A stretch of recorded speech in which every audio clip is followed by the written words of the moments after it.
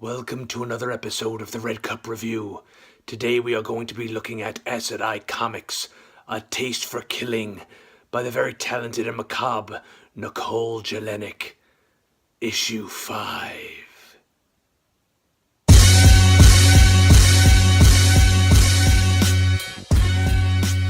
Hey, what's up? On this episode of the Red Cup Review, we're talking about A Taste for Killing from Acid Eye Comics Publications by artist and writer, creator, Nikkol Jelenic. So, Nikkol was friendly enough to send us one of her comics, and it's the perfect season for a horror comic. They are horror comics. A Taste for Killing is a horror-based comic, and being that it's fall, it's the best time to read something like that. So she sent over some of her stuff for me to check out. It's actually issue 5 of A Taste for Killing, and the theme is aliens. Apparently each comic that she puts out has a different theme to it. I think the next one is clowns, I believe, but this one was aliens. Not aliens like in the movie Aliens, but just aliens. So the comic is set up like this. Nikkol gets her story in there, she writes and does the art for it, and then at the end of the comic she allows writers and artists to do submissions where they could send in either their own artwork or their own little short stories, 1 pages they get, and basically they can submit their work, and she puts them in the back of the comic as extra stories. So it almost comes across as kind of like a creep show, Tales from the Dark Side type, Tales from the Cryptian even type comic. So there's a lot of information there, and it's a full-size comic too. Nikkol's comic comes in at about 22 to 30 pages, and like I said, she writes her own stuff, and then at the end, artists and writers are able to submit for their own little one-shots to give the book a little bit more oomph, so to speak. So I get the comic, I look into it. It starts out very suddenly. It's definitely a horror comic, and the art is very Mark Silvestrian. It's very Brian Paludo in a way, for those of you who are familiar with their art. The cover has like this we're gonna call her the White Lady, or she's kind of like a Lady Deathian type Crypt Keeper type Lissa Drac from the Sinestro Corps, and she acts, I'm guessing, and you don't find out this until the end, as kind of like a narrator of the story, but the story doesn't really have a narrator, and that's what I found kind of confusing. See, I picked up this comic to read it, and I didn't really know what I was getting into. I didn't know if it was episodic, where I needed to read issue 4 and then read issue 5, or start with issue 1. No, these are like self-contained stories. So each comic is going to have its own self-contained concept, but I kind of knew that, but I didn't really, because it starts so suddenly, I really didn't know where it was going.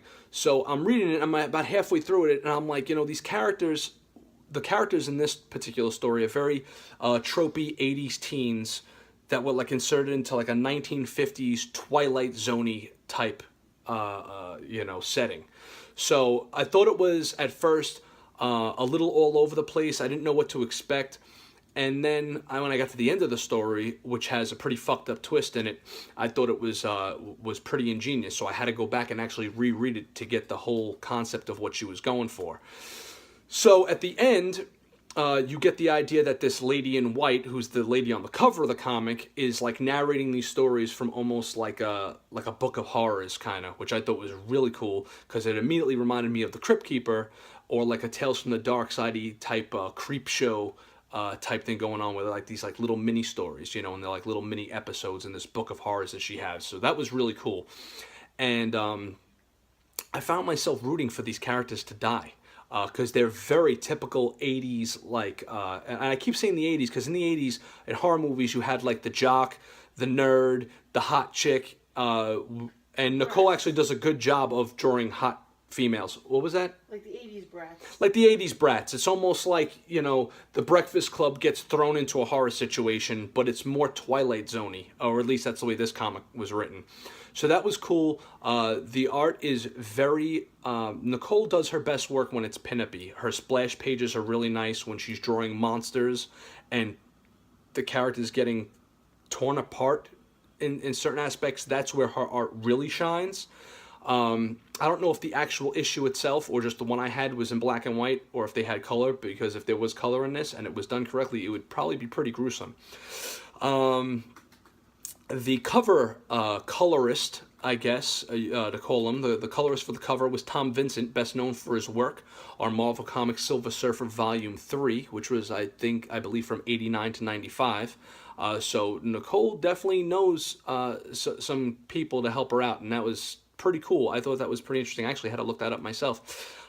In the back of the comic, she has, in this issue particularly, she has Paul Abrams doing some of the art. He does Paul Abrams has a couple of the artists, not just him, but they have like these one-page splash pages that go along with the theme of the comic, and his I like the most. It was very Buck Rogers-y. Also, Kevin Conrad had a really nice splash page of what looked like a Brood from the X-Men meets aliens, kind of ripping apart at a dude sitting in a cockpit, so that's like a really cool pinup as well. And then there were like these single-shot stories, and like the one-shot kind of like short stories were pretty cool. And my favorite was called Icarus Unfettered by, I believe his name was Simon Johannes. And they were all good. They were all pretty good. They all had like pretty cool twists and stuff. I almost wish those were illustrated as well, but they kind of also work as short stories that you're just reading because it leaves it up to the imagination. So not only do you get a full-size comic, you also get pinups from artists, and then these little mini stories that leave it up to your imagination, which is pretty awesome. So you get a chock full of stuff in this comic to begin with, and that was my favorite, the Icarus Unfettered. It was like a story about like these Marines, or it kind of felt like guys working on like a Navy ship that found this this alien spacecraft, and when they activate it, it basically melds everybody to it, and they all kind of scream out in horror at the same time, and like they become part of the alien ship because it was something that like humans were never supposed to like, you know, mess with alien technology. I thought that was pretty cool. A couple of the other stories had some pretty horror twists as well, but I'm not going to give it all up because it's up for you to go and buy the comic.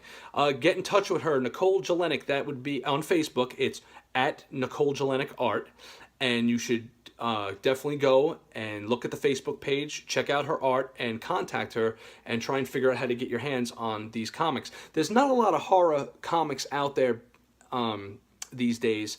This is very Tales from the Crypty. If those of you have ever gotten your hands on the old Tales from the Crypt comics from the 50s and 60s, they kind of read like little mini stories, and that's how this comic kind of reads. So although there's like one big main story and then a couple of little ones, so it's definitely something for the fans of horror to check out. I would definitely recommend it for those who are into comics like Ash versus the Evil Dead, and yeah, just any type of horror comic. There really aren't that many out, so she is definitely filling a void that is missing in comics right now. Her story is actually called Gray Matter. That's pretty cool. Her artwork is, like I said, very Mark Silvestri, a lot of scratches and cross-hatching and stuff. She does her best work when she does splash-pagey stuff. And her single art as well, you should definitely check out because it is very tattoo friendly. This is, to me at least, it's the type of art that you would look at and be like, wow, that would look pretty dope as a tattoo. So that's it. Red Cup Review is giving the comic. I am going to give her story, let's see, I'll give her story 3.5 cups because I had to go back and reread it to get the full gist of it.